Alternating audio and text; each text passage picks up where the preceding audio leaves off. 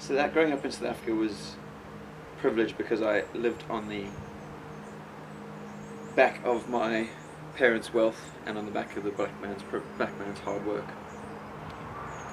and happy because of the space and the sunshine. And it was like growing up on an urban farm. You could go anywhere, do anything you wanted.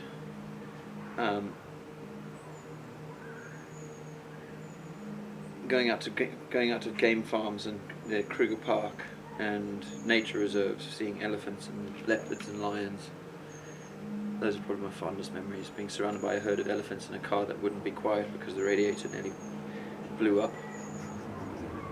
I think I'm pretty sensitive to people's backgrounds, their sense of who they are, because South Africa was changing culturally as I was growing up and becoming a teenager, forming my own opinions about the world around me.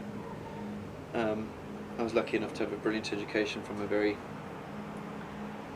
philosophical set of teachers who understood the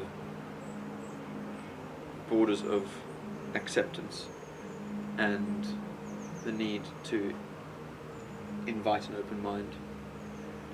And I think for that, probably that's the most grateful thing I've ever been taught.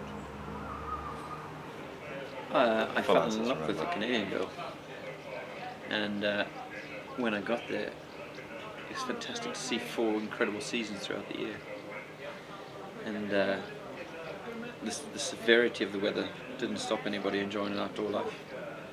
Pretty laid back people, and very hard to find an argument there, which was great fun actually. I was booted out essentially. I was applying for a visa that didn't go through, and by the time it hadn't gone through, I tried to get back into the country for another trip, and they'd encouraged me to remove my landing card on entry so that it would not affect the visa that I had in application to live there. Having a child, having a baby and a wife, it's fantastic watching Felix grow up. I agree with what other parents say and what my mum says. Like, you got to appreciate it while it's there because it seems to happen so quickly. And Emma's really positive, and I think that makes me more positive because I can be lethargic, I'd say is the best word, and lazy. But Emma sort of guides me to work a bit better and a bit harder. I think if I had a partner who was a bit like me, we'd probably never get anything done.